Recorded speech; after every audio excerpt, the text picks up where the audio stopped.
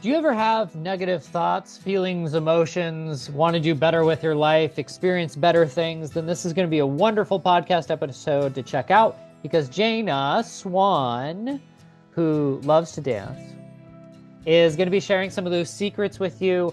I specifically instantly started using some of her information and it helped me get through a very big upset that I had going on in my life. It was just very coincidental, quote unquote, coincidental with the timing on meeting with her and networking with her, and also having this podcast episode together. So there's supposed to be balloons. There you go. So perfect timing. You're wonderful. And I hope everyone enjoys the episode. Cheers. The start of the podcast is you repeating the first 5 minutes of our conversation. Yep. Just, you know. You're a really good storyteller, though. I think that's what makes you a very engaging person to talk to. And I noticed this when we met in person, because sometimes when I have conversations, I'm just like, I have to I have to give them my attention. Like it's almost like I'm forcing myself into it. But when we have a conversation, I'm just like, wow, this is like I'm engaged. This is this is a really good show, and not like I mean that in a positive way. It's very interesting to hear what you have to say, and like you do a good job at like drawing people in, I feel. I appreciate that feedback. Yeah. Storytelling is an art, and it became really important to me years ago when I really dove into the science and realized that people learn through storytelling more than anything else. Mhm. So the reason I tell so many stories is because I know that more people are going to pick up nuggets of gold through telling stories than sharing facts. Interesting. Like I've had some people have me on podcasts and know that I know the science behind things and try and pull out the science. And I'm like, my brain refuses to because it's not going to do any favors. 20% of whatever doesn't matter to nobody. But if I tell you an actual story about my life or a friend's life or a client's life that has been changed by putting something into action, that's going to benefit you guys so much more. So I just trained my brain to tell stories and metaphors all the time. Nice. Good for you. And I'm curious, like, how did you start figuring that sort of thing out? Like, because I know you said you studied it, but like, at what point did it click for you that it was like, oh, this is the way it should be done? You know, I grew up and my dad was always a pastor of a church and he was just captivating. And I could never understand why it was he was so captivating. Yeah. And then as I got older and I started to really study like YouTubers, YouTube is something that started just after, like it was right in my high school years. So I've kind of raised on it and just like really who's doing well and why. And I started to notice those patterns. And then when I finally went in to go learn neuro-linguistic programming, NLP, that's when I really was like, oh, that's the pattern I'm seeing. That's what it is. It's the storytelling, it's the metaphors, we're speaking directly to the unconscious mind. That makes so much more sense. Why I can pay attention to a movie and the plot is 3 hours long and I can be like at the edge of my seat. But sometimes a 3-minute YouTube video is like, get to the point. Like, Wow, that's valid. Yeah. It's Interesting. it's storytelling. It's gotta get people on the edge. The best person to research for this kind of stuff is Mr. Beast. Really? Jimmy is so good at storytelling, and over the years he's been doing YouTube for so long now. And over the Mhm. years, he's just gotten better and better and better. And after a while, I was like, what is he doing? Because he's not doing the same thing. Mm. And he starts to talk in interviews about how him and his team really discovered the power of storytelling. So now Mm. he doesn't do it if there isn't a story. And if you watch any of Wow. his things like the Beast games, which just came out on Amazon, you'll notice above all other game shows out there that have like players and they try and tell the people's story, this by far built up the character storyline more than any other show. And like you like want to cry when people are knocked off the show. And I'm like, why am I so emotional? It's the storytelling. It's the ability to actually be like, oh, they wanted to help people with cancer. Oh, it's like, how do I know that? They're on a game show where there's like, it's like, how do you know that? Because they actually spent time going into the story. And Wow. I mean, I could talk all day on story because it's like, think cavemen and that how did Hmm. we Oh communicate with each my other? gosh, through Yes. story. It's like we used to only transfer knowledge through story. We'd be in tents around fires telling story, and that's how generation after generation people learn things. That's yeah, it was when these things started to click for me. I used to be a big science facts, like give me the proof kind of person. And then I started to learn about story. I'm like, oh, okay, I need to give life a little bit more relaxed vibe and just go with the flow and start to like trust a little bit more and lean into the storytelling aspects. And things get easier when you start to see them as like this three stages, like, what's happening, what exploded, and then how did you solve the solution, like find the solution. And so it's like if you're in the explosion, just remind yourself that's not the end of the story. There is a solution. Mm, So just hold on. You're getting yeah. there. You're just in that Wow. character arc. Interesting. How much did you look at the hero's journey in relation to all of this? That's part of what, when you start really getting into storytelling, most stories are around the hero's journey. Mm. So it is something that you definitely see that pattern in storytelling a lot. Mhm. Um, and it's a natural go-to. We all are drawn to the hero's journey because we Mhm. all want to be that hero for Mm. ourselves, right? And so anything where we can put ourselves in that shoe, that set of shoes in that story and go, oh, yeah, that's me. I'm brave. I'm strong. I'm courageous, right? Like that's the stuff. That's what does so well. I mean, villains are great, but all they do is drive the hero's journey even more. I mean, you can't survive just on villains. Look at Disney. They're only just now building these like villain lands and stuff like that. That's so cool. I love this. I love this. So I have to ask because you mentioned that you have your father's a pastor, right? And Was a then when pastor. Yep. we say it again? Was a pastor many Was. years ago. Oh wow. Mhm. That's amazing. How was that for you growing up in the church? Or is that what you did or? Yeah.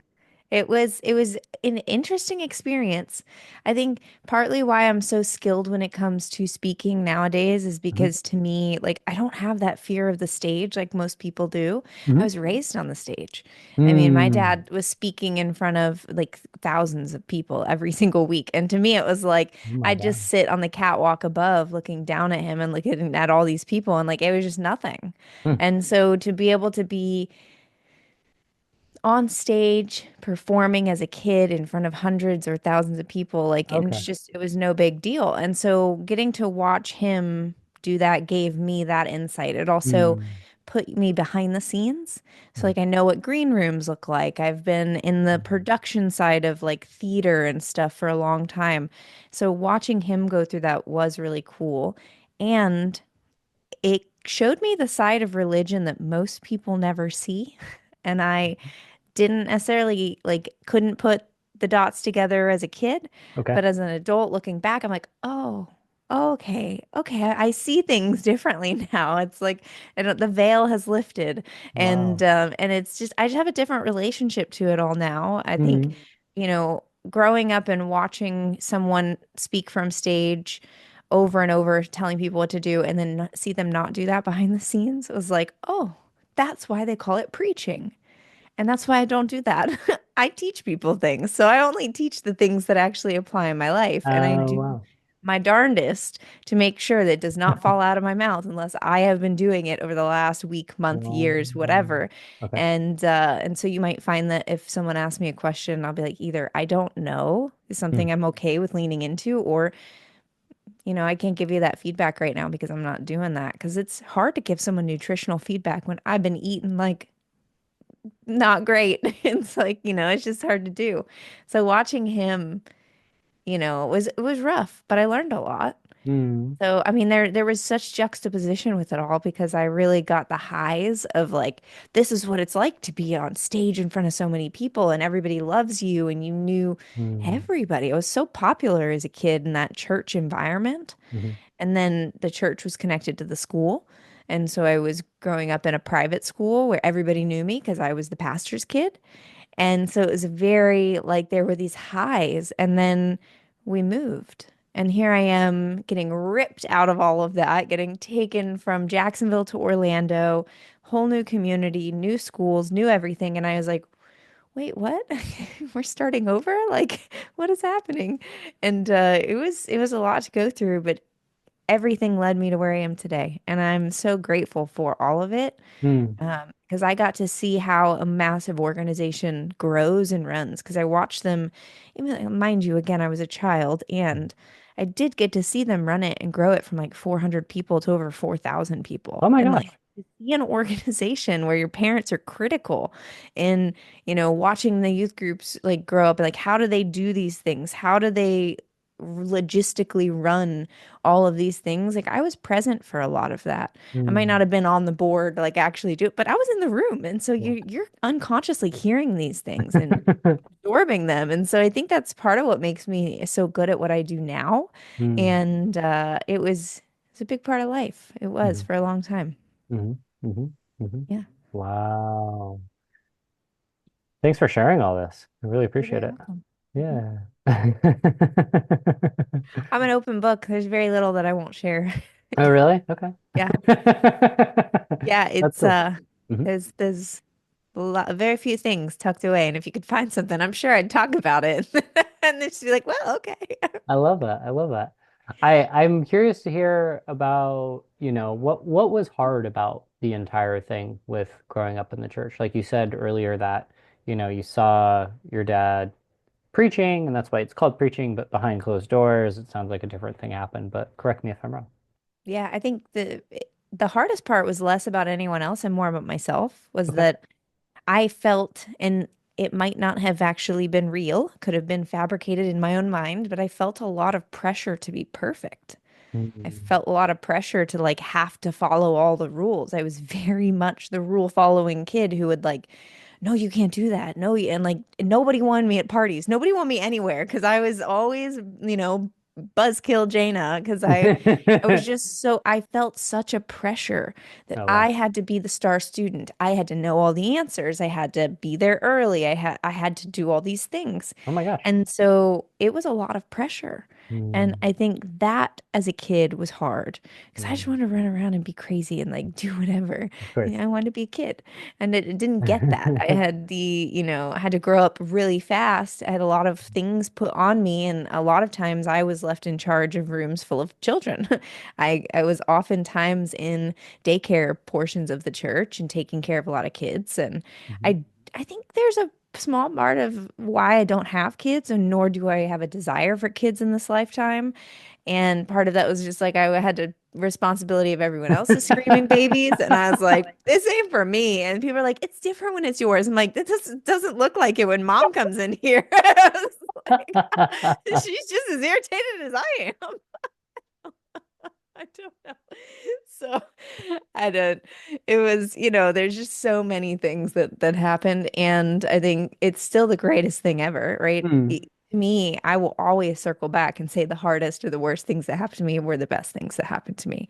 Because it's almost like a superpower to be able to take any situation and find the good and find the lesson, find that thing that helped you get through it. And like the moment you can do that, then it's like, okay, cool. I'm actually gonna take that from the worst day and put that to the best day because that helped me become who I am. And I want that box to stay checked. And it's like, that to me is life. I've experienced some of the most horrendous things in life, and I've come out on the other side. And I'm always like, oh, okay, that's why Aw, I'm funny. That's why I have humor. It's like, that's what they say.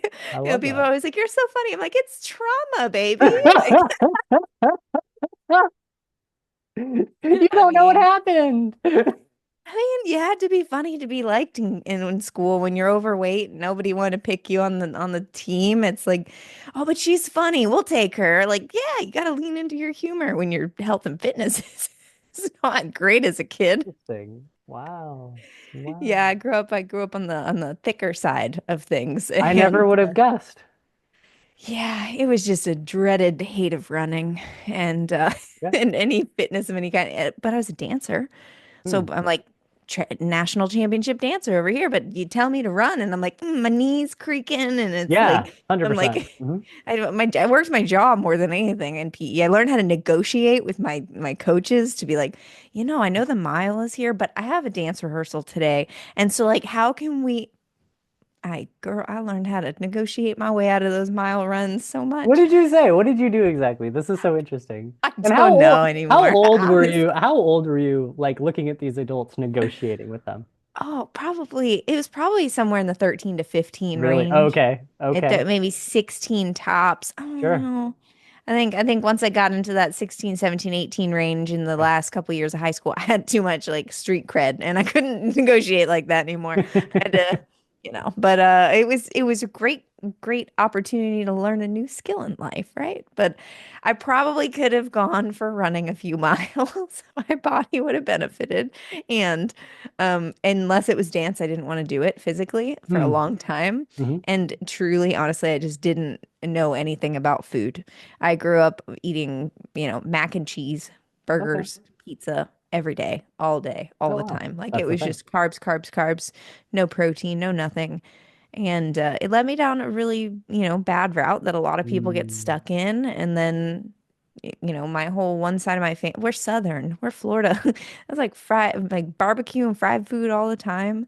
So I have one side of my family that really struggles with their weight and like Okay. significantly struggles with their weight. Hmm. And then the other side of my family, they eat like birds and they're just like so thin. And it's like, oh, can I just be the fit one in the middle? Like I don't want to be either of these. I want to be the one who's like going to be like a 79-year-old grandma who's still pumping iron in the gym. And that's I gonna be me. I'm love it. gonna be the one who's like posing for like bikini pics at Yeah. 80. Like that's for sure me. Um, and it's not what I was modeled in my family. And so what I was modeled was to eat, to make you comfortable, to get past the guilt and the shame and the anger and all these things they never wanted to Yeah. address. So they just ate. Hmm. And it's fine. It's just who they are. I decided to face my demons. I decided to step up and do the work, face my shadows, do the shadow work to be able to get past all of that so that Mm. I can let go of that because I used Mm. to struggle. I used to struggle. I had sexual abuse in my past, and a lot of people in this life who have sexual abuse oftentimes use overeating um, Mm. to be able to put on weight to protect themselves with I've heard of fat. this. And it's like so subconscious, it's insidious. It's so Mm. like disheartening and it's hard to talk about because Mm. I understand from being someone who was in that position at one point how it's hard to hear because Mm. you're like, no, I'm eating right. I promise you, I'm working out. Like sometimes you're doing all the right things and your body is still trying to protect you. So it's Mm. going to find a way to like, even if it's through NEAT, like the little micro movements that we have that still burn calories throughout the day, maybe you're doing a lot less of that or whatever the compensation Mm. is, right? But somehow your body is trying to just protect itself. And Wow. I think that there's something there that I had to really go through. I did bodybuilding in 2017 and Oh, I have continued to bodybuild. I just haven't competed on stage in a couple years, but cool. we'd love to do that this year or next. And in the process of doing bodybuilding, I got so lean. Like I was down to 116 pounds, like Oh five, my six. God. That's like you could have you could have like blown me and I would have fallen over. Like it was so bad. And it was the goal, right? Get as lean as your body can get without, Mm. really messing you up.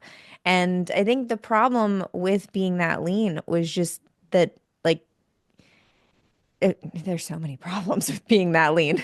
So many problems with being that lean. But there was a point when I got past like that, the scale, the hotness scale, right? And so I Mm. got past that like 8 into the 9, 10. Like Oh people wow. are not ever this lean, right? When you start getting to that zone, I started to notice that men would not just approach me and talk to me or catcall me, they'd start to touch me. And it was like very prevalent. And I was noticing more and more that the leaner I got, the more men would like invade my personal space. Mm. And I was like, oh, I don't like this. Like I don't want you to touch my arm. I don't want Yeah, unsolicited like hugs. I don't need this right now. Yeah, it was like I'm at a gas station pumping gas. What are you walking up to me for? Like, no, it's okay. And like, so it was just very weird. So unfortunately, I spent a year getting ready for that show, a year learning, losing over 30 pounds, only to put all 30 pounds right back on Oh within wow. 3 weeks of the show. No way. It was all because I truly believe, looking backwards, it was all because I was really uncomfortable with the way I was being Mm. treated in this Hmm. world. And it Hmm. was like, instead of me stepping up in other ways to protect myself, I was like, well, if I just go back to being the fat chick, right? If I Okay. just go back to being this overweight, get to a point to where maybe I'm not obesely overweight, but I'm Okay. like enough that the attention dropped off a little bit. Mm. And it was like I felt safe again. Oh, And then wow. that's when I had to sit there and when I actually had the awareness. Mm. I sat there, was like, okay, how else can I make myself feel safe that doesn't include this?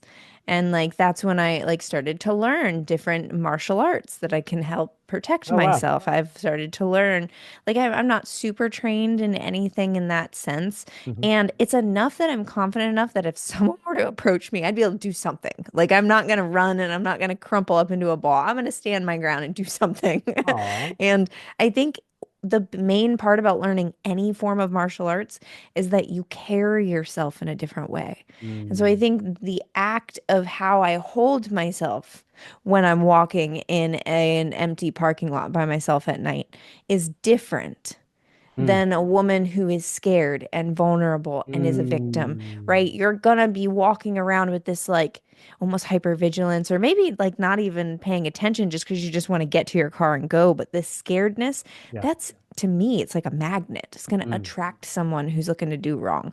But if Mm. I'm walking with my shoulders back and I'm talking loud or making noise or like being a light in this world, like being an energetic, like just beam of light, they don't want to deal with that.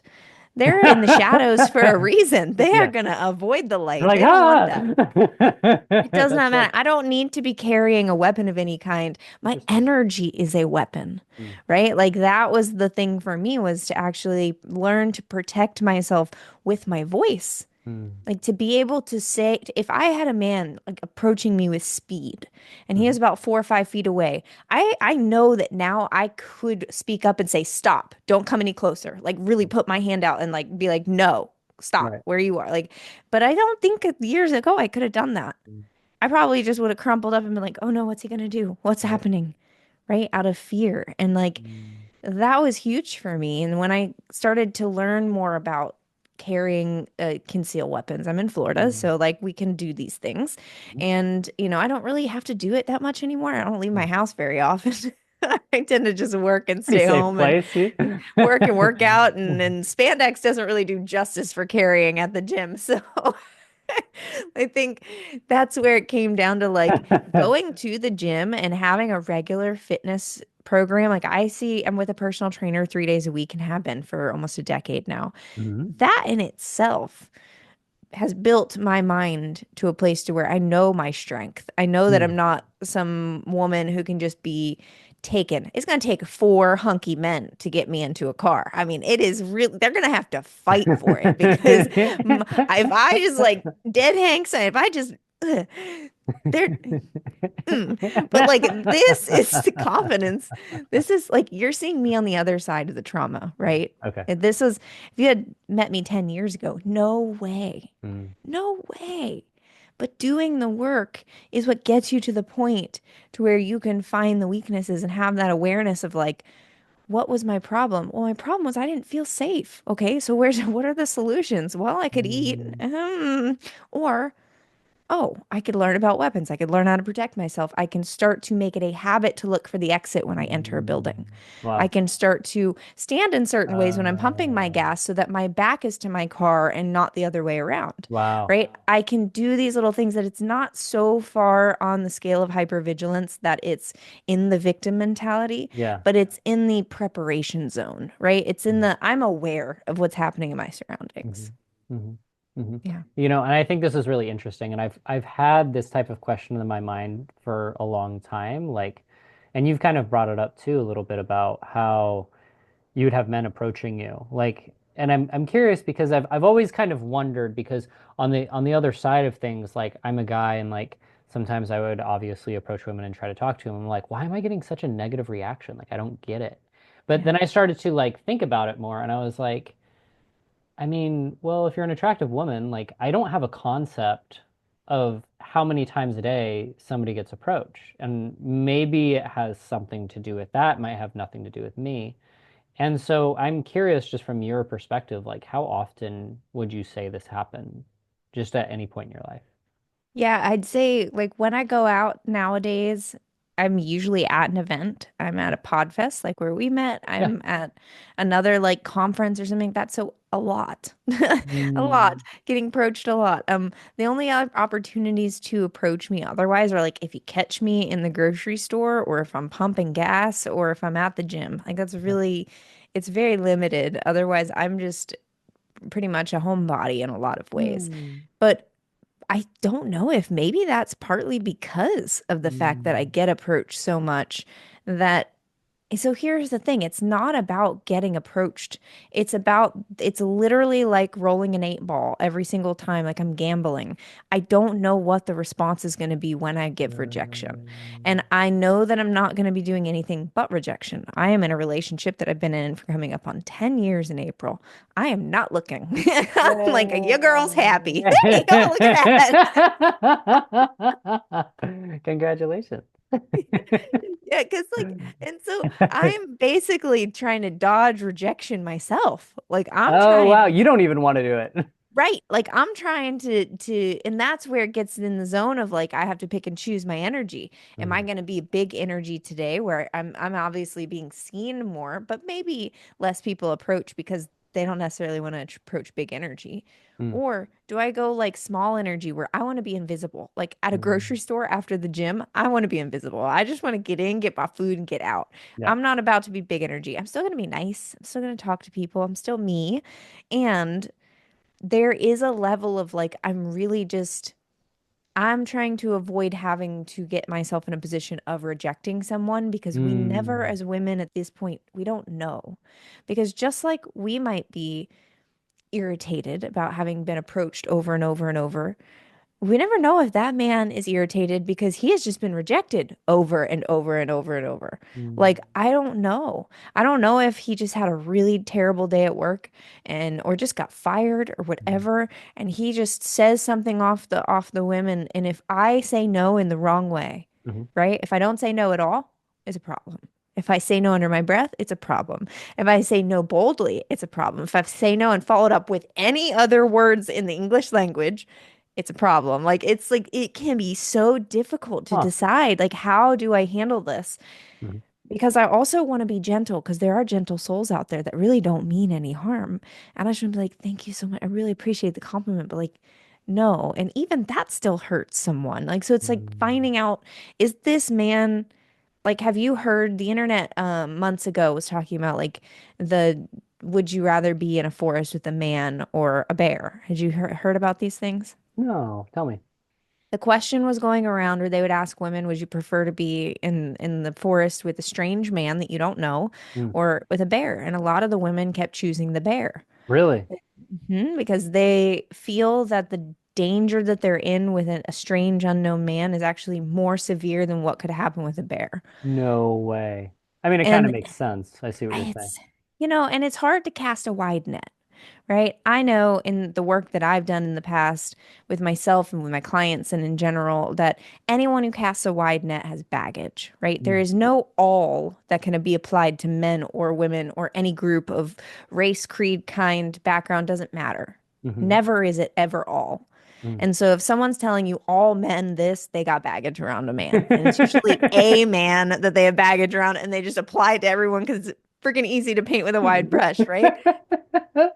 It's like, I used to tell this story on stage. It was so funny. It was a story about an old mentor of mine who had a coaching client, and the guy was Mhm. like, "Oh, all women hate me." And he's like, "All women? Like every single woman you've ever met on the like even the grocery lady who's never done anything." Yeah, well, not the lady at the grocery store, but all women who know me hate me. And he goes, "Oh my God, all women who know you hate, even your mother?" And he's like, "Oh, well, come on, no, like all the women I've dated hate me." And he goes, "Oh." Kidding, like Okay, we just went from millions to thousands down to like three maybe. it's And like three women that really hate me. he's like, okay, so all three of the women you've ever dated, he goes, okay, not all, just one. And it's like, this is how baggage works. Is we, we get hurt by one person and now the whole world is out to get us, right? I mean, that's what happens.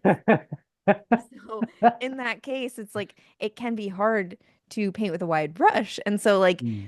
while they're saying they would take the bear, they in their mind are comparing it to the men who do want to do malicious harm Mm. to women. Of course. Like the men who unfortunately do take advantage of women who are out running early mornings and things like that, which Mm. is like sad to see those things. Mm. Um, there's just a lot of fear when it comes like how do you talk to anybody these days? We are Mm. all so on edge. There's stress politically, financially, like worldwide, health Mhm. wise. Like, I mean, there's so much Mm. stress. This is part of the reason why I built the app that I built last year. Mm. Because we all need to find healthy emotional regulation. I mean, a lot of people have found how to emotionally regulate with alcohol Mhm. and with pot and with drugs and Mhm. with over exercising and with, all of these extra vices that are just not healthy ways of doing it.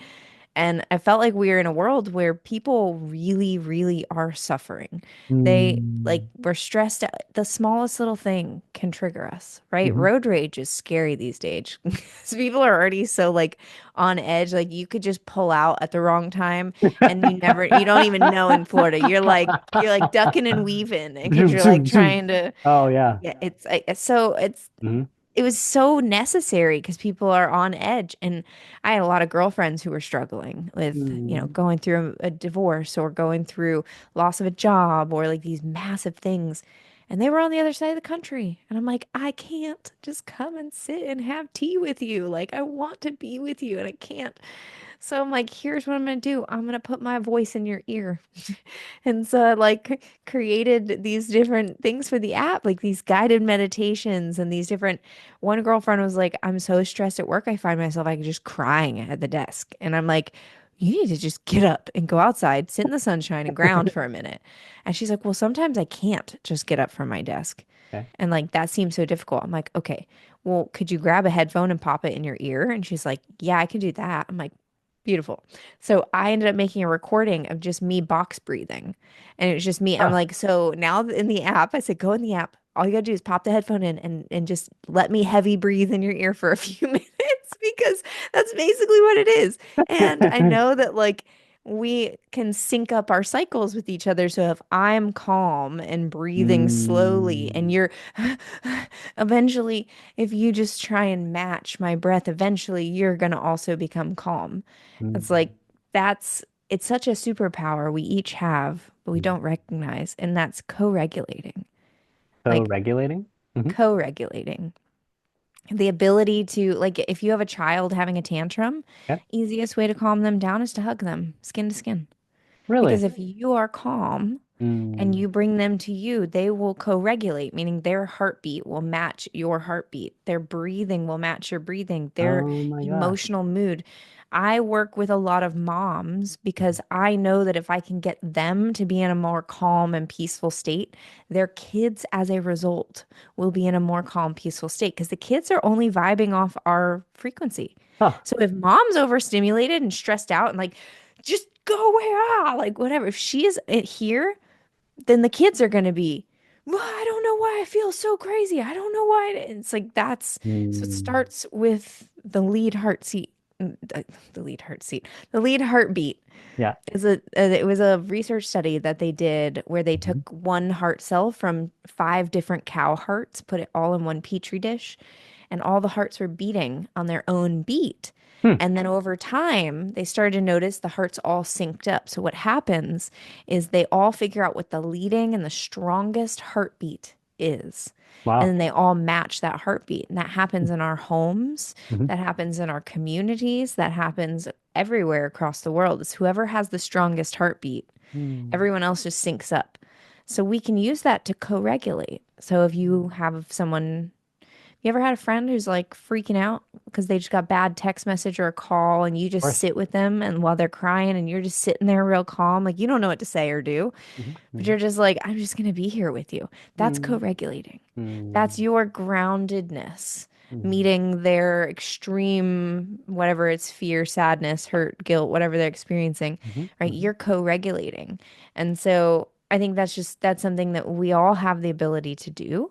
It's Mm. just, do we recognize that it's a tool that we can actually Mm. take out of our tool belt and use when we need it? And that's why it's like, worst case scenario, if you're having a spiral panic attack or whatever you want to label it, if you're having a hard time, call a friend. Wow. Call a friend. Literally 12 minutes on the phone with someone is proven to be able to be enough time to change your mindset, get you back to feeling good, and get you Wow. on your way. Yeah, I I do like that. 15-minute SOS calls with my clients. So if they're having like, because I'm basically an emotional regulation coach in a sense, like I'm like helping them through these hard times. Yeah. So if they're like spinning out in the moment, they can call me and I'll spend 15 to 20 minutes on the phone with them, Mm. literally just calming them down, understanding the Aw. situation, getting their head back in the game. Usually it's like asking questions about what about the kids? I'm always like, the kids first. What about the kids? What's the plan there? Okay, there's a plan. Good. Okay, now tell me the rest. And it's like, just we all need someone to take us from spinning out to Yeah. like stopping. What are the details? Here's the plan. You're doing great. Get you a little kick in the butt and send you on your way, you know? We all Wow. need someone there in the hard times. And I Love find that. it's a great solution for many people who are super hardworking business owners who they Mm. can be great, great, great, great, great all day, every day, and then out of nowhere, Oh. personal life blows up in your face and you still have to run a business. Oh And no. it's like, wait, what do I do? And that's when they give me the call and I'm like, hey, how you doing? So let's talk this through. And it's like, we all need that grounded person because like what's happening is that we're just going into the part of our brain that is in the emotional center that kind of like contracts in. And it's really hard to think logically when Mm. we're stuck in emotions. So you can't think. You're thinking in A, B situations. You're like, I either this or I that. There's no other solution. Oh, it's like, wait, that's only A, B. We have C, D, E, F, G. We have a whole alphabet here. Like, there's so many There's a other long, choices. complex list that we could go through. Yes, but you can't see that when you're in the problem box. Like, when you're in the thing and it's right here in your face, you Hmm. need someone to be like, no, no, no. I can see the path through the forest. Just take a Mm. couple deep breaths with me, trust, and let's walk. And like, that's just all people need sometimes. And Mm. the hard part is that you don't think you need it until you need it. And so it's like Mm. recognizing that emotional health is just like physical health is something that we should always be investing into, whether it's just your 5 or 10 minute meditation every day, Mhm. that compounds. And then when you miss a few days, that's always my first question when people are spiraling. I'm like, hey, so when's the last time you meditated? And they're always like, oh, I got off my practice. I'm Oh, like, oh, wouldn't you think that that might help you out here? And they're like, yes. And I'm like, and guess what? Meditation is free, like fully free, like not this 1 month free trial stuff. Like meditation is like always free. I think it's it's like the best thing ever because like get this, I love business and what I do, but all the things that I promote are freaking free. wow. Everything. Wow. Mindset's free because it's like I have a 5 M's formula. I have this formula where it basically, like many people, I've struggled with depression in the past. And then I've also had like really, really good months or years where I'm like, what's the difference? Like when I'm really Mm. struggling to when I'm really doing great, like what's the difference? Where's the pattern? So I figured out there are these 5 things that I do when I'm having great days, that Mhm. if I'm not doing these 5 things, I tend to have not so great days. The Mm. first is movement. I move my body. And Mm. so whether it's just a walk or lifting weights or just foam rolling or stretching or whatever I need to do, but just Mhm. move my body. Mhm. The next one is meditation. It's just taking 5 or 10 minutes to Mm. sit. And I don't focus on what I'm thinking, I focus on how I'm feeling. And Mm. what I mean by that is I put myself into the shoes of like where I'm going. So for me right now, it would be the next retreat that I'm running. Okay. What emotions do I want to feel during that next retreat? And Wow. that's what I focus on during my meditation. So it's usually Mm. gratitude or fulfillment or Mm. purpose or intention, right? These big emotions. I just focus on tapping into that feeling Mhm. and it helps me release the thoughts because everyone Mm. thinks about like the thoughts that are spiraling in their mind. And the moment I stop thinking and I start feeling, Mhm. so that's my tip with meditation. Wow. Then we have mindfulness. So mindfulness is simply learning something new every day. Like Mhm. to me, literally mindful. So Wow. it's like if I can just keep learning, yeah. People are like, that's not mindfulness. I'm like, no, no, no, it's mindful, like to be literal. So I just find that even learning one small tiny tip every single day just compounds and you become a Mm, whole new person.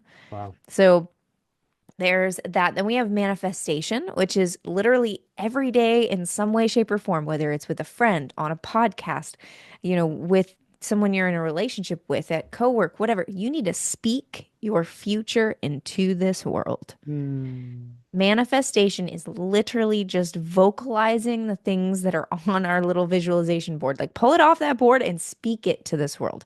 Your words are so powerful. wow. And that was one that like it started out as the three M's. And then I added this fourth one because I was like, what is the difference in my clients who actually get the results and my clients who don't get the results? Ah. And it came down to the ones that were constantly speaking about their future in a positive manner and like Mm, consistently speaking about where they're going mm, versus those who just kind of sat back and was like, well, I'll get there. It's like, no, no, no, you have to speak it into the world every single day. So I like added that in. It was huge. But mm, the real kicker, the last one is more. And more for mm. me is self-celebration. Okay. It's like your self-love aspect of life. It's like, oh, I did another podcast today. High five. Like that's my win for the day. Or I Mm, went to the gym and I lifted this much amount of weight. That's a new record for me. That's the win for the day. mm, Or my daughter had a tantrum and I didn't freak out at her. That's mm. my win for the day. Or, so it's like finding those small wins in every day. I feel like the more we focus on the little wins every Mhm. single day, we're going to get bigger results in the long run because Mm, most people are only focused on the 6 month goal or the 12-month goal. And when they don't exactly hit it, they don't celebrate. So they never celebrate anything. I'm mm. like, They're not happy. celebration is what helps us bring more of that to us. So just keep celebrating every day something small and do it in whatever way brings you self-love, Mhm, right? It's like most people assume celebration is like go have a drink. I don't necessarily promote alcohol. mhm. I'm over here like, hey, do something that's self-loveful for Yeah. you. Like, maybe it's a bubble bath. Maybe it's, just get a small piece of dark chocolate that you savor for a little bit. Maybe your self-celebration is like calling a friend that you know is going to be really excited with you and like just literally jumping up and down and screaming. Like I do that all the time with my friends, right? It's these aspects and self-love and self-celebration has many different meanings. Wink, wink. Has many different meanings. So if you want to self-love, self-celebrate that way, go for it. I will support you all day. And we're keeping it PG. So yeah. But I find that Love these that. five things, like when you do these, it's so easy to be happy every day. And happy is like such a general term. It's easy to be regulated. It's easy to Mm, be peaceful because mm. we're in a space of like, I don't know if you've heard the new Mel Robbins book that just came out, Let Them. Maybe. Go This ahead. this book, Mel Robbins just put out a book so good. Whole thing is called Let Them Theory. And Mhm. the entire idea is like someone talking bad behind your back, let them. Someone doesn't want to buy your product, let them.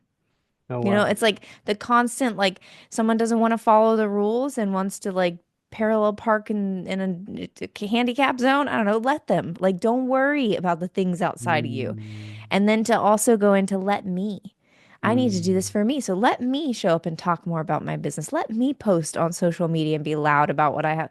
Like this concept in this book has been huge because I've been making this shift and transition from mhm. like the people pleaser land to the no, I've got a message and I'm going to just stand up and say it land. I like it. And, whatever people want to label that land, I'm enjoying it. It's a good land. And it's this idea of like, it took me so long to do that. Yet this book's concept, just those two little words, Mm, make it so much easier. mm. Because anytime things come up, I don't have to use these advanced techniques that I use in my mind to like do mental jujitsu. I can just say two words, let them. Like, person behind me is riding my butt and like wants me to go faster, but I am in control of my vehicle. And if I hit somebody, it's me who's Mm. in trouble for that. So you know what? Let them. Let them ride my butt. I don't care. And so it's such a game changer to Mm, being able to just let things go. Mm. And I think that that's like the key is if we can just do things, little things every day, the Mhm. little free things like moving your body and learning something and meditating and like speaking your future into this world. It's all free, but it's things you can do every single day that make the let them theory easier to do. Because Mm. you're like, oh, I meditated. Yeah, let them. I don't care. I moved my body today. So I have all the good feel goods, right? You get the all the good adrenalines, you get all sorts of amazing things from moving your body, right? Mm. I just think there's so much there. Yeah, what do you want to say? I could just talk for days. No, I know. It's really good. I do want to ask because this has been brought up. Like, you went from emotional trauma to being like a self-healing coach. Correct me if I'm wrong on that.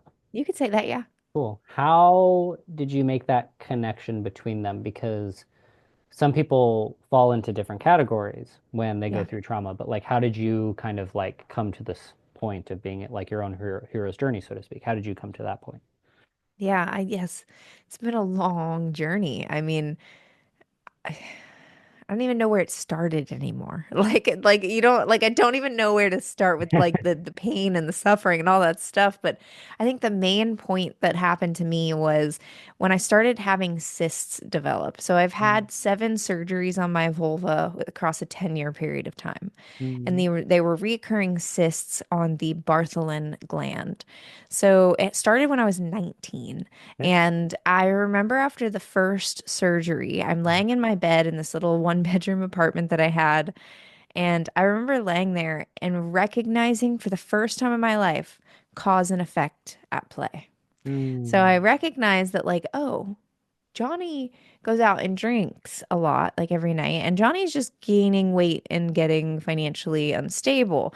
Jennifer goes to class and goes home and studies and eats really healthy. And she's actually been getting healthier and her skin is glowing. And she's actually like, I started to see like cause and effect at play because I Mm. was able to be on bed rest and my life came to a stop. So I was able to like see the pattern outside of me. And I Mm. think in that moment, I really recognized like, okay, all these dreams and visions that I had for my life Mhm. I'm not going to be able to do any of that if I'm working for someone else because all I'm doing is building their empire. Mhm. So I was like, what can I do to build my Mm. life? And so the only thing that I knew skill wise that I had the finances and ability to start business wise, like right then and there, was a cleaning business. So I started a cleaning business that I ended up going and doing commercial and residential cleaning. Oh I would wow. go and clean medical offices. I met my partner through this cleaning business. Oh. All of these aspects of life were happening there. And I have always innately had this sense of every time I go through something hard, I Mhm. always want to teach other people and Mm. like tell them so they don't have to suffer like I did. Mm. So I think that's probably the big pieces. It was seeing that cause and effect. So recognizing how our actions really do create our outcome and our reality.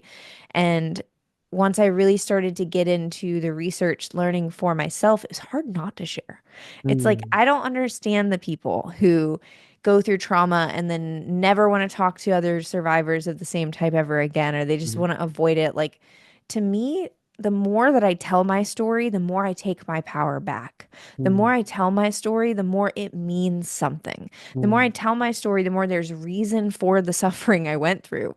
So for Mm. me, it would feel like such a wash and such a loss if I didn't tell my story. I feel like there are way too many people out there who will suffer Mm.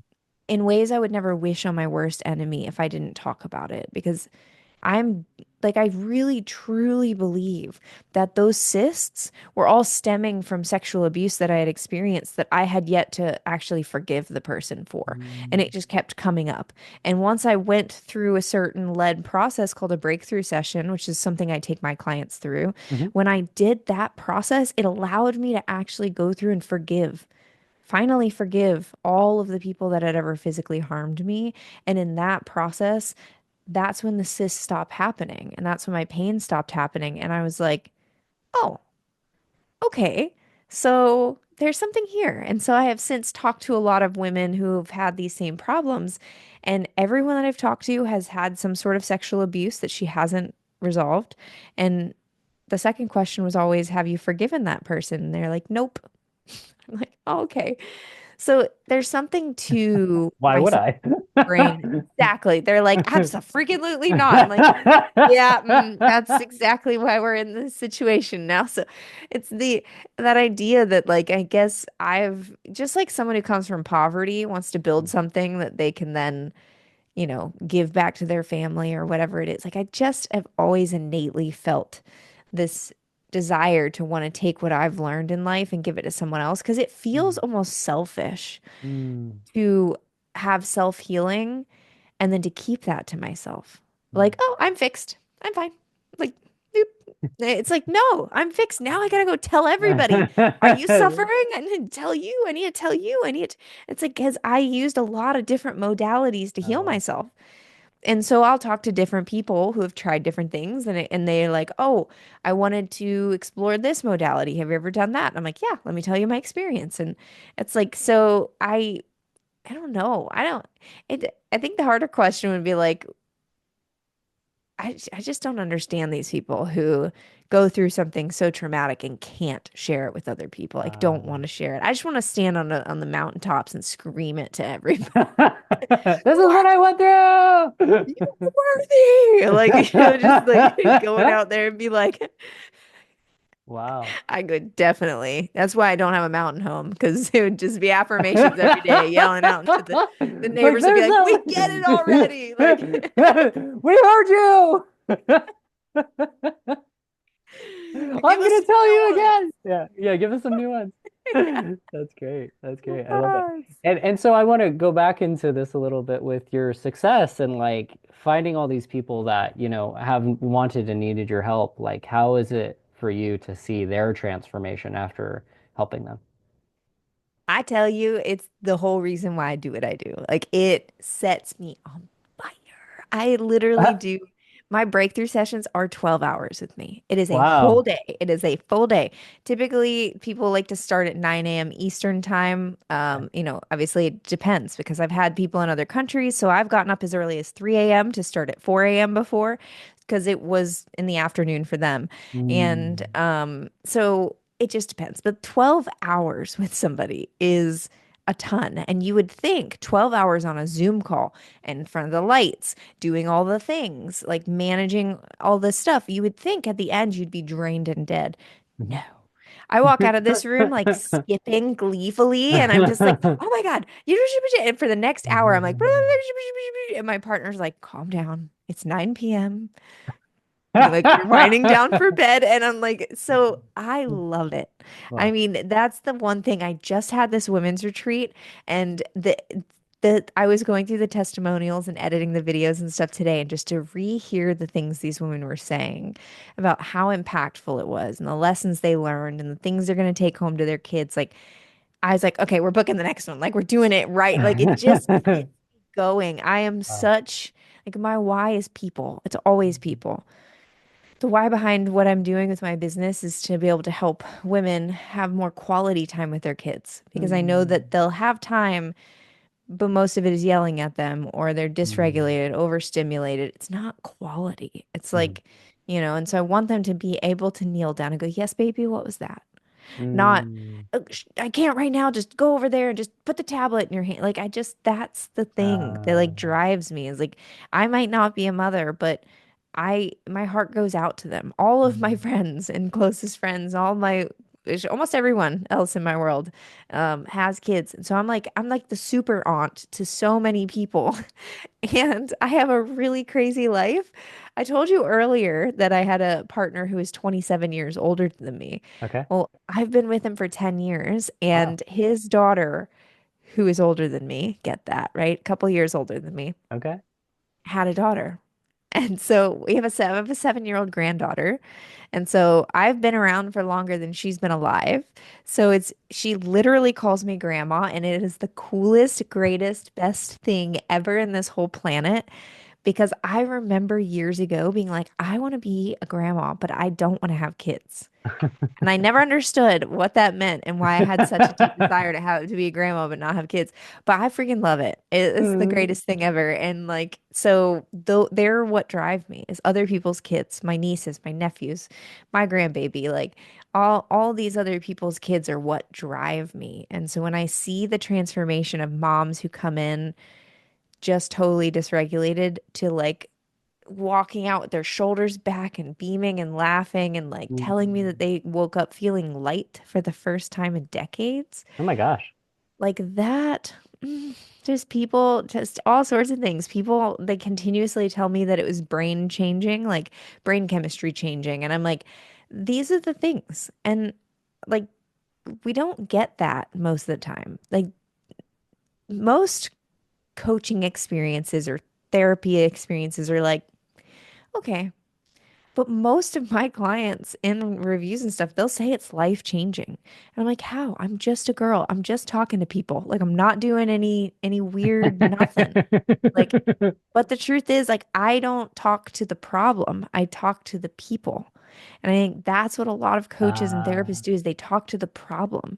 And interesting. so instead of addressing the problem, I address like, okay, what's the identity that you need to step into so this isn't a problem anymore?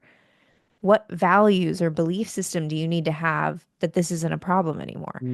And then Mm, how can I get you to see the gap? And then how can I get you to say yes to jumping the gap with me? And then I just get wow. you over the gap. And when you work with the subconscious mind and you make those kind of changes, change happens so fast. And Mm, you can have a life-changing moment in a day or 3 or 4 days.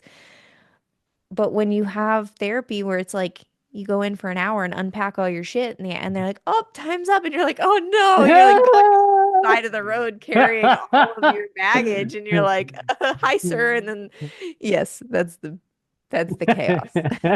Wow, wow, wow. I love this. You mentioned the word identity, which I have a lot of Yeah. fascination with because there's a few definitions that get coupled into this word identity, and be, am, is, and are all share the similar definition. Like and there's a distinction between saying he is a happy person, which is an identity of the person, and he is happy, which is a state or condition. Yeah.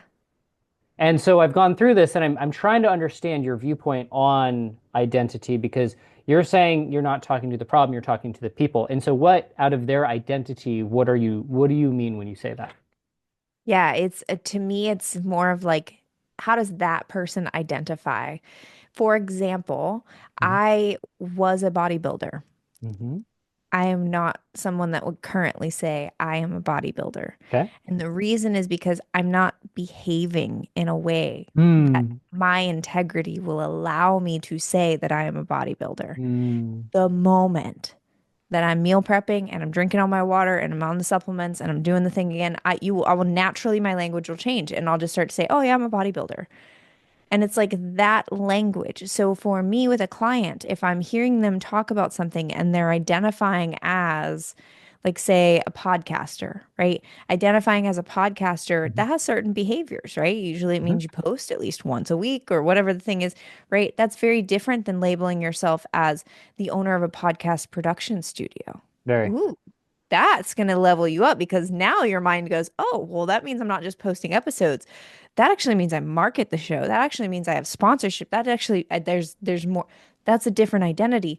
It's a very similar actions, but the Hmm. behaviors come easier when you're the owner of a production company than if you just have a podcast, right? Hmm. So it's to me, the identity aspect is like, are you choosing the I am statements that are lining up with the behaviors that are going to get you the results?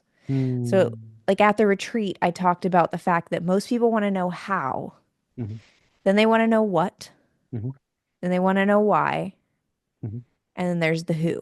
So they Yep. work backwards. So like, how do I get to the to the $1 million, right? What do I need Have. to do to get to that $1 million, right? How like why do I need the $1 million and who do I need to be? I teach it the opposite. If we know who we need Hmm. to be able to bring $1 million into our life, Yep. then the why just pops up, Hmm. right? And the why is going to lead us right to the what, and the what is going to tell you exactly how, right? Hmm. So for me, it's like, how can I figure out how to get them to see Hmm. who they need to be to Hmm. get the result they want? Hmm. And just for clarification on it, it's Mhm. understanding who what their identity is as a person to then start taking the actions that would follow getting the result. Is that correct? 100%. Okay. And it's about what they feel about themselves, right? Because like they can say Hmm. something, Hmm. but if they don't feel it, like if they don't actually embody it, and that's the Mm. hard part with values too, is people will say they have a value of something and it's like, okay, how does that show up in your life? And they're like, well, it doesn't. I'm like, well, then you don't have a value for it. Like, right? I'm like, values are things you can't get around. Like things like I walked away from a job because my value of integrity wasn't the same as theirs. And I was like, Mm. it's like you don't walk away from money if it's not a true value for you. Mm. So I think there's something to identity where it's like if someone identifies as just a mom and then she starts a business and she's not seeing success in the business, it's like maybe you should identify as an entrepreneur. Maybe you should Mm. identify as like, and like, so it's just the language. I'm really focused on their language because if they and their language identifies at a higher level, Mm. then they're going to show up at a higher level. Mm. And so I don't worry about the ancillary, like, should I get up at 4 a.m. or 5 a.m.? Like, that doesn't matter to me. What matters to me is like, if you identify as a visionary, you're going to show up a hell of a lot different than a small business owner, right? Yeah. Like, that's the difference. Is a visionary might naturally get up at 4 a.m. because they have all these ideas and all these things. A business owner might dreadfully get out of bed at 9 a.m. going, oh my God, I got to go to this again, right? Like, Hmm. that is the difference, is like really looking into the identity of it. Wow. I really love that you brought this up, this whole idea of a business owner being like, I dread doing this. I never would have thought, I would naturally think if someone has a business that is running and it's making profit, then there's just gonna be this automatic like, oh, life is awesome. Like life is great. But like now that you're talking about it, I'm like, it's not a guarantee. Oh no, it's not at all. I think it's so funny. I work with such a range of people, right? I've worked with people who are like on the brink of collapse in their business and they can barely pay themselves. And then other people making millions and millions of dollars. And I've noticed that there's a pattern. And there's a pattern. Mm. It's not every, but there's a pattern in our language. You're either speaking from abundance or you're speaking from scarcity. Mm. And so there are people who make just enough to pay their bills, but speak from abundance and they live a great life and they're just like content and happy with it. And Huh. they're like, that's totally fine. And there are people making millions of dollars who speak in abundance and they're totally fine and they feel good. And we have the reverse. People who are dead broke poor, who scream poor mouth from the top of their You lungs. just say poor mouth? Yes. It's basically like, I can't I've never afford heard of it it. for Or, I've heard millionaires, multi millionaires do the same exact thing where they, oh, we can't afford that. And it's like, what do you mean you can't afford that? Like, I know your net worth, but like, it's the idea that I literally was on a coaching call like just yesterday Yeah. and he was telling me and he caught himself because we talk about language a lot on my calls. He caught himself doing I couldn't afford or I can't whatever. And he's like, you know what? If I'm completely honest with you, I'm totally set financially. My stocks are this, my this is this. And he like just started going down the list. He's like, I don't know why I still say these things as if I was back 10 years ago when I didn't have all of this. Huh. And he's like, I think it's just patterns. I'm like, ding, ding, ding. And we have finally entered the building. And let's start our coaching session. It's like, yes, it's just a pattern. You're just stuck in an old pattern. Maybe mom and dad growing up always said, sorry, Mm. baby, we can't afford that. Sure. Maybe that's not in our budget, it's just the natural go-to because you didn't learn how to say no in any other way. And these things, like your body is always listening to you. Your unconscious mind is always listening to you and it will believe you. And so if you say you can't afford it, Mm. it will stop to show you, like it's It'll going show to you fill in the ways you blanks. can't. Yeah. Exactly. Well. Exactly. So it's like recognizing your words matter because you can be making millions and millions of dollars and you can still be living in that scarcity mindset, Mm. stuck in the spiral of loss and hope and like this spiral of like, but what if it all leaves tomorrow? It's like, Mm. well, you have built it to this point already. Don't you think that you have the skills and ability to potentially build some of that at least back? It's like, Mm. I mean, there's so many ways to go about this. In fact, it reminds me of an icebreaker I did at my retreat, and it was called Fortunately Unfortunate. I got it from a reel online, and it was a mom doing it with her daughter. What she would Mhm. do is she'd say, unfortunately, and then spell out a scenario like, unfortunately, we just lost all the money that we have. And it's like, then you follow it up, or the other person follows it up with fortunately, and you find the bright side. So, for example, Yeah. unfortunately, I lost everything that I own. Fortunately, I built it myself so I can build it again, I like that. right? Unfortunately, I just lost a client. Fortunately, it leaves space for another client who will pay me more. Right? Isn't this, it's like such a great Wow. activity. So I used it in a group of 8 women and I'd point at one and I'd say, give me a bad scenario. And I'd point at the next. And like, we just kept popcorning around the room. And it helps you get into that mindset of like Wow. searching for the fortunate side of things. Mm. I love that. I So love yeah, that. definitely something to do with your kids if you have kids. If you people listening have kids. Meaning to tell them to do that? Yeah, yes, that's what Okay. I'm saying. Okay. It's like anyone listening, like definitely do it with your kids. Like when you're driving around, Yeah. you just give an unfortunate scenario and have your kids fill in the blank and give you a fortunate scenario. I And love you're that. training your kids' brains to look for the good in things. Wow, I like that. Like that a Like, lot. not great. It is. So the one thing I have to ask about, and I Mhm. don't know how we're doing on time or anything. You have these ballerina shoes in Yes. your back, and yeah. And in the beginning, you had mentioned dancing, and so I have a different concept of dancing. Like I'm thinking East Coast swing, West Coast swing, just because that's what Yeah. I do. But I noticed the ballerina shoes, and I'm like, does that mean that kind of dancing?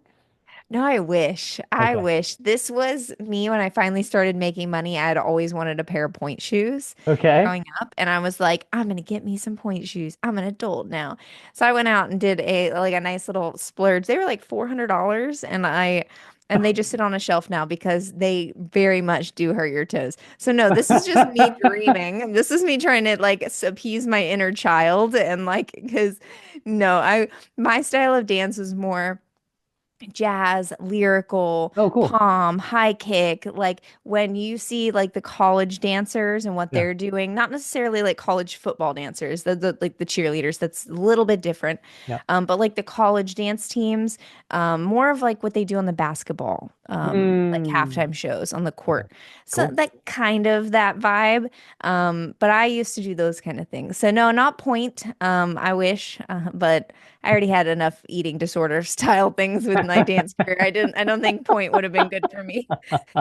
'Cause They basically they forced women to do hard things when it comes to point. And you're on all your body weight is on a wooden box. I wouldn't want to weigh that much either. Yeah, I just want to make sure I understand it because it's like if this was the shoe, your foot is going to be like this. It's crumpled into a tight position where it's like being Yeah, snap. the toes aren't actually bent. The toes are still pointed straight. So they're straight down. The toe box itself goes like this. So if your toes were to slide in, there's walls to the box in the front and the back. And a lot of girls wear toe pads, which basically is like a squishy silicone that you would like slip on like a sock, like a half Okay. sock, and put that in. But yeah, it's basically your toe just in a wooden box. And it's yeah, there it's quite interesting if you ever look into like what actual like prima ballerinas and stuff go through. It's insane. And the Wow. shoes, like I said, they're like $400 new. Oh my They have to gosh. break them in before they use them. They can only use shoes for about a week and then they need a new pair of shoes. What? So they will go through thousands and thousands of dollars worth of shoes because they have to, there's like a cardboard piece that goes up. They call it the shank. It Okay. goes up the underside of the foot, Yeah. like where the arch is. Well, because they have a high arch, they crack that, so they break the shank so that Okay. they can like have a better toe point and like look prettier in a sense. Oh my And gosh. because they have to break the shank, then the shoe basically is what they call dead. Like they have dead shoes. Uh-huh. So once it gets to a point, it's unsafe to continue using the shoes. So they throw them out and they get a new pair. But they're usually sponsored at that level, Oh, or they got it. have Okay, yeah. parents who just pay hundreds and hundreds and hundreds of dollars for shoes. But it's quite crazy to see like an actual principal ballerina who's like Huh. sponsored and all the things, like see the amount of shoes they go through. I saw one girl like pile up a year's worth of shoes and it's just insane to think about how many shoes they go through. But, yeah. I I like my feet too much to do that to them. I just put those shoes on a couple times. I was like, all right, my ego is satisfied. Put those on the shelf. I did it. These are a trophy now. Yeah, exactly. Wow. Yeah, because my dance was it was a good history. In high school, I was a six-time national championship dancer in high school. Are you It, serious? uh-huh. Yeah. Wow. Yeah. It was great. We traveled and like competed all over the state of Florida. We competed in Dallas at nationals, things like that. It was a lot of fun. We did a lot of jazz and hip hop and lyrical and high kick and all the things. And it was a big team, 120 girls. So Wow. wide variety of different ethnicities and different kind of backgrounds and different like it's anything you could imagine. You know, Yeah. you have everything from like the super wealthy girls who grew up in like ritzy families to like the ones who were coming straight off the streets, and we all loved each other just the same Aw. because we were just there to dance together. And like it Cute. just I think being on that team taught me so much about humans Hmm. versus people, right? There's no separation, and like it blurred the lines for me, and I just see humans now. And I think that being on that team was super helpful for that. Wow. You I know, love it. you got to trust on those, you got to trust those girls and rely on them. And like, here's a fun story from dance days. So we had this one show a year that was like one of our closest to our hearts, I'll say. It wasn't like a big show, but it was really meaningful because it was called Dancing for Diabetes. Okay. One of the alumni girls from our dance team from a few years prior started an organization where she would do a dance show every year, started in her driveway, and like got to like this theater where they'd sell tickets, and all the ticket sales go to the Diabetes Foundation. Hmm. Okay. So it's a very meaningful show to us each year. Mhm. We are before the show and about a half hour before the show. Hmm. Now, just to give you a backstory, on these kind of teams, you have to audition for every show. Not every girl on the team is on the floor all the time. Hmm. You have to like try out, and if you make it, then you make it, you perform. And if you don't, you're just there to watch and support and cheer Hmm. your other friends on. So I did not happen to make this one. That's okay. It happens. The best shall win. And so I did not make it into this one. And Okay. so, regardless, even if you don't, you still get dressed, you still do the hair and makeup. Like you're still part of the team Oh, and the cool. whole energy of it. So Okay. I had gotten warm with them. I'm in my outfit and all these things. Well, 30 minutes before the show, one of the seniors blew her knee out. She totally messed herself up. And my dance coach turns to me and goes, "Okay, Jayna, you're on." I was like, excuse me, what?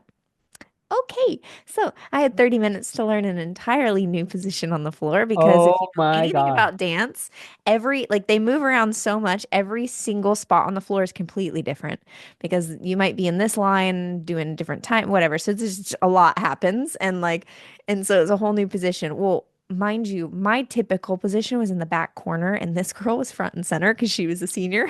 So here's me going in 30 minutes, learning a whole new routine, going out on that floor and crushing it. And I did not make Nice. a single mistake. So it's like, that's what I mean by like the Yay. bond, the rapport you build with Yeah. these girls. I went, look, celebrations all over. I think there's just something to that ability to trust people that like I don't think it was me. I don't think like I Mm. don't sit here and go, "Oh, I'm amazing. I can learn this." And no, I had a bond with that group that I was able to feel the energy of the group, Mm. and I also knew the routine so intimately Oh, inside and cool. out that like I could just go with the flow. But Mm. I really think the most important part was just the connection I had with the team, the Mm. other girls. That's cute. Uh, I like mm. that. The fun, Wow. crazy things that life likes to throw at us. I love it. Wow. Well, I definitely love the time that we spent together just on this podcast. Like, and I definitely want to make sure you can communicate anything that you want to. Is there like a specific story or is there something special that you'd like to share that, that you found really insightful throughout your life or that has helped somebody else? Yeah, I think So I think I want to talk about some of the stories. There are two brief stories that we talked about before we hit record that I Mhm. think are meaningful. Good. And what it was is that I held my first women's retreat. Now, I don't mean first as in I've ever never been to one. It's just mine. It was the first time I created the curriculum and everything from scratch. Wow. So, two of the worst case scenarios that could Mhm. have happened at this retreat, both of them happened. Mhm. It's great. So, the first one was that the entire retreat was to be able to actually capture Okay. media because I hadn't done one of my own before. So I needed media to be able to run ads and like promote it, right? Yeah. So I had trained someone for about 3 months on media and how to do the videography. And here's our shot list. Well, 3 days before the event, she reaches out and says, "Hey, I can't go. I'm not going." I'm like, "Oh, okay." And so I like had a little mini like start to spiral down and like the thoughts of like, oh, well, what is that? And all the things started to hit me. And I ended up Oh. reaching out to the photographer that I had for the event, and Mhm. she like quickly calmed me down, was like, "It's okay, I got it. Like I Wow. videography and photography, they're not that far off. I got you. We'll make it work. It'll be Aw. fine." I'm like, "Okay, thank you. Appreciate you." Yeah, That I yeah. didn't like get into a full-blown panic attack and like let this spiral me. So fast forward, now we're at the event. Mhm. And it's the day that I check all my guests into their room. Well, Mhm. my logistics coordinator comes in from what was supposed to be her grabbing girls and going to the rooms. And she's just looking at me completely like white, like a ghost, big, broad eyes looking at me. And she just whispers, "There's only two beds." And I'm looking at 8 women in front of me. And I was like, "No, that's not going to work." And she's like, "No, there's only two beds." And like she just kept whispering, "There's only two beds." And I was like, "Yeah, no, I hear you, but like that's not gonna work." So I ended up having to go downstairs and spend the next 40 minutes at the front desk downstairs talking to the staff saying, "Look, I set this reservation up 3 months ago. I talked to Yeah. 7 different people to be able to set this reservation up to have specific rooms. I understand you've already checked people into some of these types of rooms, so I can't get exactly what I wanted, but what you're trying to give me is not going to work. We're not Yeah. doing pull-out couches." No, no, ma'am. Sorry. And so I sat there and like had to talk to them. Mhm. And at the end, the girl who was helping me deal with all of this, she said, "I don't know how you did it." I'm like, "What do you mean?" She's like, "How did you not scream, yell, cry, break down something?" She's like, "I would have been so pissed if this would have happened to me." And I said, "Well, I wanted to. And I'm not going to tell you that I didn't. Like I literally had to call myself. And the name of my company is Healthy Emotional Regulation.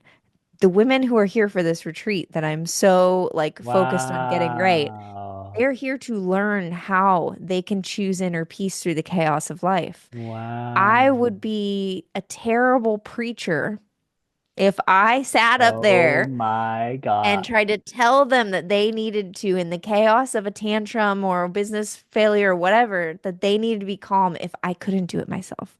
Wow. So I stood there in my power. I mean, they felt my energy, that's for sure.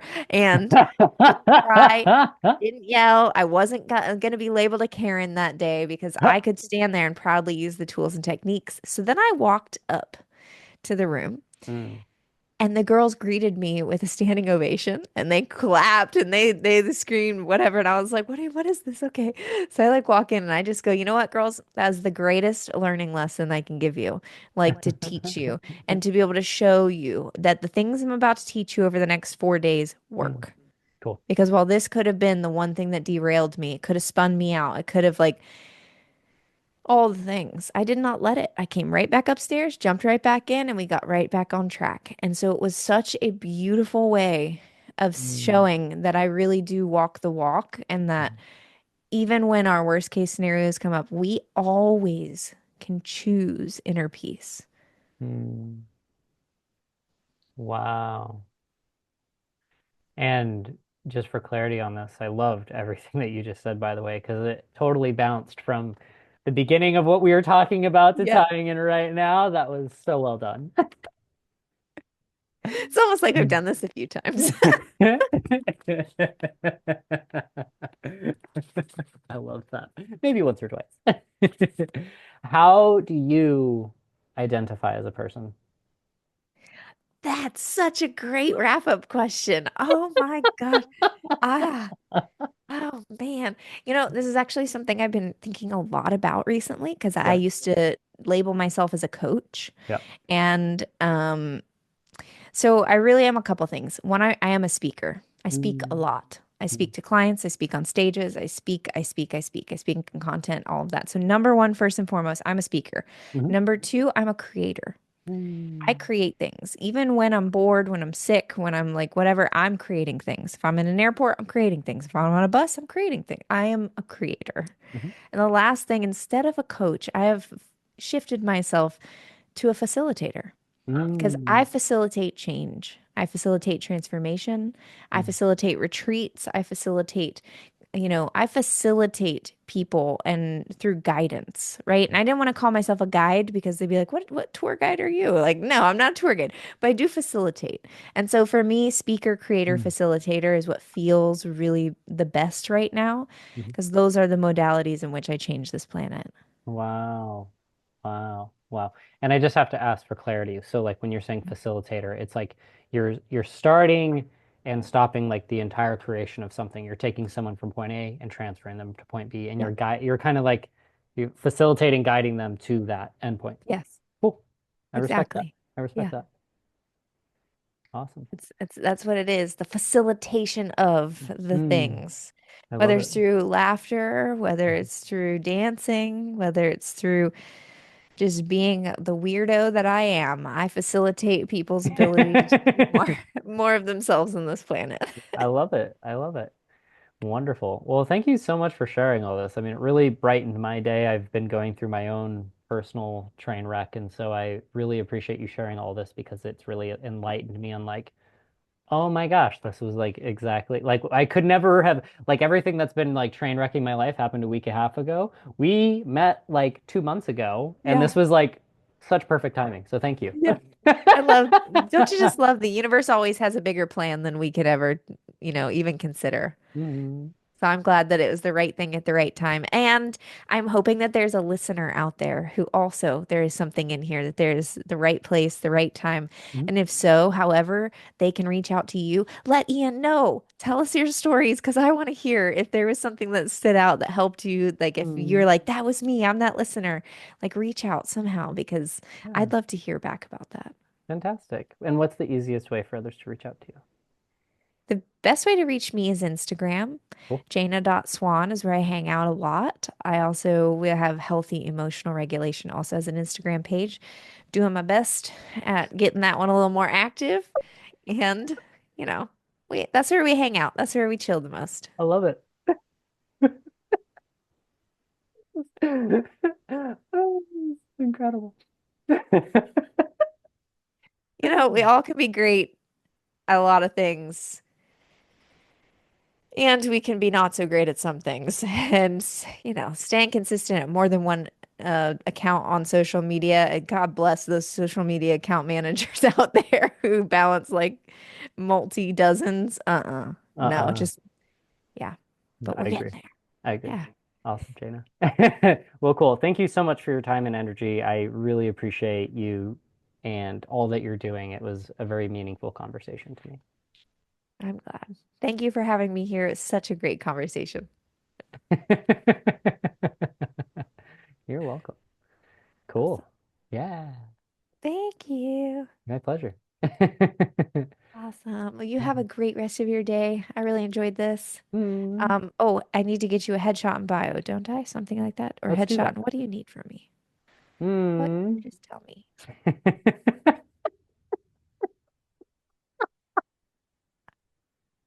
You always make me smile. I think those two things would be perfect. If you Okay. want to send me a few headshots, that would be great. So that Okay. way, yeah, I think that'll be the most ideal thing. Perfect. And whenever you figure out when this will go live, just let me know and I can put it out to the interwebs. I love it. Yeah. Fantastic. Awesome. Thank you for such a great conversation. I look forward Mhm. to being able to direct people to this because this was a fun one. It felt very like just fun. It's like some people are so uptight with their shows, and I'm always like puckered up, like trying to be like right. And I was like, oh, this is a fun one. I like this.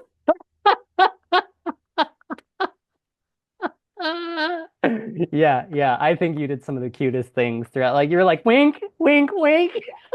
I'm like, let my personality come out. Why not? That's It what was makes me me, adorable. right? Yeah, yeah. And I just it was just so funny meeting you in person and then having you on here. I was just like, this is incredible. Yep. The best. I think the best compliment I've ever received was someone saying you are exactly who you are in person that you are online. And I'm like, oh, thank you. That's the best. Love It's that. literally, yes, I don't want people to think I'm like prim and proper and perfect all the time. I am not. I am a hot mess express like everyone else. I just clean up well.